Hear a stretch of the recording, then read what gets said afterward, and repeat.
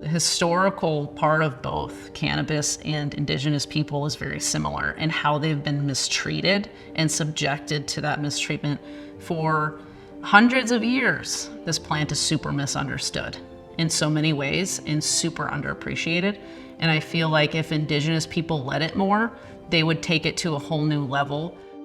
I founded the Indigenous Cannabis Industry Association as an advocacy and empowerment group to move policy and to build programming and peace of mind around our Indigenous communities activating in the cannabis and hemp industry. You know, understanding how massive the industry really is. I wanted to create something that was malleable, that could be taken and be put to good use beyond me. But I saw a need for something that wasn't there on a national level and created it. Found someone to fill the gap of leading it, which is Mary Jane. And now we've seen massive growth with this organization doing something, bigger than I could ever do as an individual. Well, we are at an Indigenous Cannabis Conference really to talk about how tribes can be more active and be involved, how to leverage sovereignty and the ability to kind of set their own destiny without overstepping what they feel like are boundaries created by the federal government, but also by the state. So we're here to support our partners. Say, hey, we're doing this. We're in the biggest stage right now in the country for cannabis. We're utilizing a lot of these people on a successful level. We've made a lot of mistakes. We're good people that you can come to and ask questions. At the end of the day, you gotta do the work, and that's the most important part.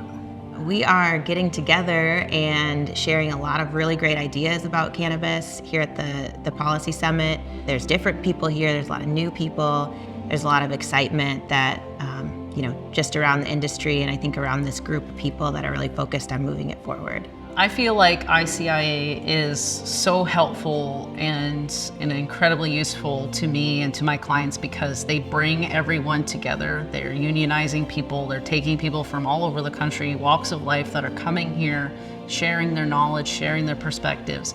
And that is so beneficial to my company because that allows me to do my job, which is offer tribes options. I'm really here to be in community and learn from so many, industry leaders and Indigenous power players who are doing incredible work to support the advancement of cannabis and the industry. It's really exciting to see plant and natural medicine starting to take center stage and to see the general consciousness of mainstream America start to shift in that direction. Because there are few communities that can brag more expertise on plant and natural medicines than our Indigenous communities. We don't need to be vertically integrated because each one of us can take a different piece and decide to excel at that. Getting our tribes to see where their superpowers already are aligned and where does that knowledge transfer occur over into the cannabis industry, because we want this to happen in a regenerable, sustainable way. There is a responsibility, I believe, for tribes to take over this and to be a catalyst of change. I think that we're the conscience of this country, and I think that we're in a unique position to lead from the front. Yes, we need to work in that grassroots, that legacy, foundational area of hemp and cannabis, but we really also need our tribes speaking up. That's who Congress is going to listen to.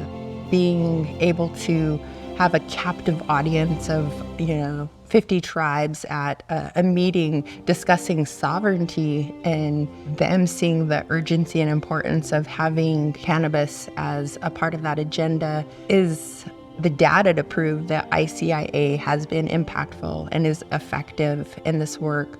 Hemp is a really incredible vehicle to look at expanding animal feed, which in the United States is under extreme pressure because of the war and grain prices.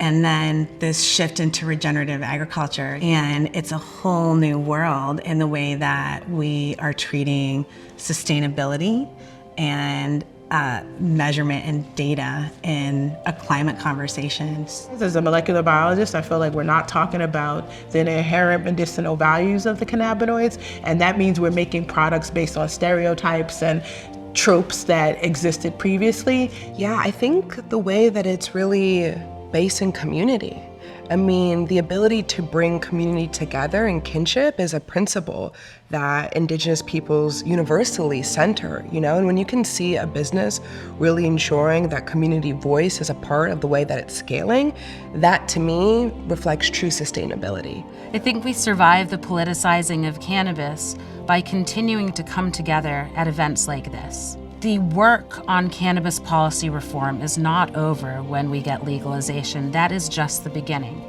By continuing to amplify these individual voices, by continuing to remind people who they should be listening to, by putting them on stages, we can try and hold the field a little bit around the soul of what this community is really about. It will be very hard for each of us individually to go up against large companies and multi-state operators. I can't emphasize how important conferences like the ICIA Summit are for building those connections and strengthening our community. As long as we continue to show up together, attend these conferences, stay in touch afterwards, that we have a shot at creating a really great space for cannabis industry and advocacy. It's really important to get together like this because these new ideas, these discussions that we're having, is something that I'm learning every single time someone goes on stage, someone's talking, and it feels like we're building something that's going to be here in 50 years, 60 years, and I just want to be a part of it.